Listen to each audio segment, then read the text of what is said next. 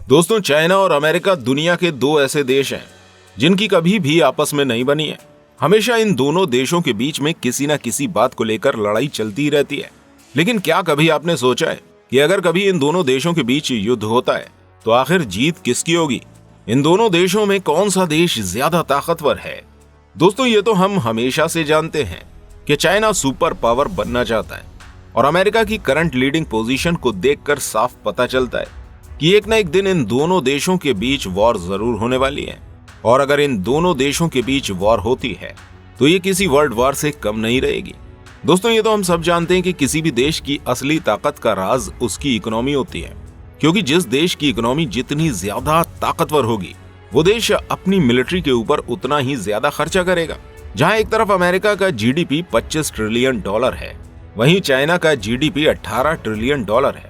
World bank के according बताया गया है कि अमेरिका हर साल $876 बिलियन अपनी आर्मी के ऊपर खर्च करता है, वहीं चाइना अपनी मिलिट्री के ऊपर $291 बिलियन का खर्चा साल भर में करता है, जिससे हमें पता चलता है कि अमेरिका का डिफेंस बजट चाइना से 3 गुना ज्यादा है। लेकिन दोस्तों, चाइना की पीपल लिबरेशन आर्मी को दुनिया की सबसे बड़ी सेना भी कहा जाता है, जिसके अंदर 20 लाख एक्टिव मेंबर्स मौजूद हैं। लेकिन अमेरिका के पास सिर्फ 13 लाख सोल्जर्स मौजूद हैं। यानी कि दोस्तों, अगर कभी चाइना और अमेरिका के बीच वॉर होती है तो चाइना की 1.4 बिलियन पॉपुलेशन उसके लिए एक बड़ी ताकत बन सकती है। अगर फाइटर जेट की बात की जाए तो चाइना के पास टोटल 1200 फाइटर जेट मौजूद हैं, वहीं अमेरिका के पास 1800 फाइटर जेट्स हैं। दूसरी तरफ जहां चाइना के पास सिर्फ 913 हेलीकॉप्टर हैं, वहीं अमेरिका के पास 5700 हेलीकॉप्टर हैं। इसके अलावा चाइना के पास 5000 टैंक मौजूद हैं, वहीं अमेरिका के पास 4600 टैंक हैं। अब दोस्तों, देखा जाए तो कहीं चाइना आगे है और कहीं अमेरिका। लेकिन दोस्तों, चाइना के पास सब कुछ मौजूद है लेकिन तेल नहीं है। चाइना अपना 19% ऑयल रूस से इंपोर्ट कर रहा है और 81% गल्फ कंट्री से।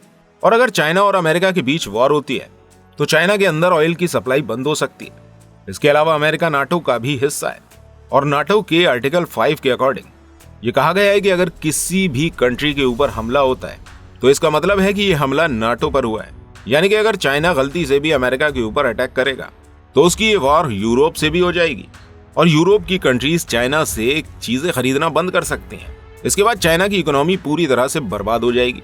दोस्तों, चाइना की कमजोरी उसकी ट्रेड पर डिपेंडेंसी है, लेकिन चाइना की ताकत है उसकी स्ट्रॉन्ग लीडरशिप। और यही वजह है कि पूरी दुनिया को कोविड जैसा खतरनाक वायरस देने के बदले में WHO चीन का कुछ नहीं बिगाड़ पाया। सिर्फ यही नहीं बल्कि इन दोनों ही कंट्रीज के पास न्यूक्लियर वेपन्स मौजूद हैं। दोस्तों, चाइना का टारगेट है कि वो खुद को 2035 तक एक ग्लोबल लेवल की मिलिट्री सुपर पावर बना लेगा। और चाइना अपने देश के अंदर मॉडर्नाइजेशन इस स्पीड से कर रहा है कि अमेरिका को भी चाइना से खतरा नजर आने लगा है। इसलिए अमेरिका चाइना के अल्टरनेटिव ढूंढ रहा है और अमेरिका को चाइना का अल्टरनेटिव भारत से अच्छा कोई और दिखाई नहीं दे रहा है इस वक्त। और इसलिए अमेरिका भारत से अपनी दोस्ती को बढ़ा रहा है। अमेरिका नहीं चाहता है कि कभी भी भारत और चाइना के संबंधों में सुधार हो। दोस्तों, आने वाले 10 सालों में चाइना और अमेरिका की वॉर पर फोकस किया जा रहा है और अगर इस बीच इंडिया सही कदम उठाता है तो हमें काफी ज्यादा फायदा देखने को मिल सकता है। अब देखना यह है कि आने वाले वक्त में क्या होता है। क्या चाइना और अमेरिका के बीच ये वॉर होती है और अगर ये वॉर छिड़ गई तो इससे हमारे भारत और बाकी की दुनिया पर क्या असर पड़ेगा? तो दोस्तों, इस वीडियो के लिए इतना ही। वीडियो पसंद आई हो तो इस वीडियो को लाइक जरूर कीजिएगा और ऐसी और इन्फॉर्मेटिव वीडियोस देखने के लिए हमारे चैनल पर जाइए।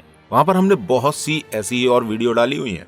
वीडियो पसंद आए तो वीडियो में कमेंट करके जरूर बताइएगा। मिलते हैं आपसे फिर किसी वीडियो के साथ। तब तक अपना बहुत सारा ध्यान रखिएगा। धन्यवाद।